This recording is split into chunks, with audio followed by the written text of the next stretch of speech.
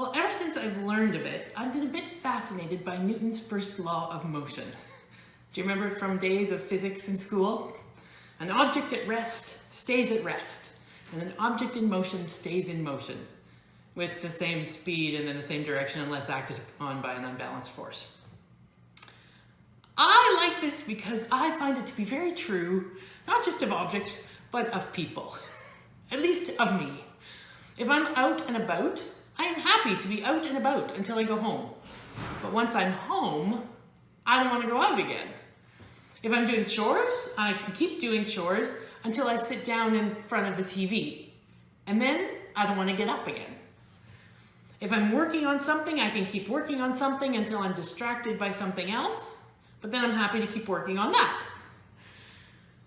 We already know that sometimes I have trouble going to bed, and sometimes I have trouble getting up, because I tend to keep doing whatever I was doing.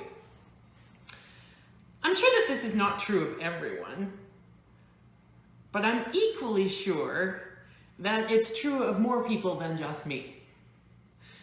So I find that excuses show up in my life when ideally I would be doing something different than what I'm doing.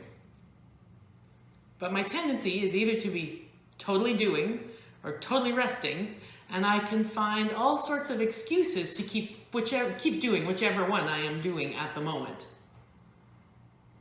Not really sure what to do with that, but I want to pay attention to it to see if that helps.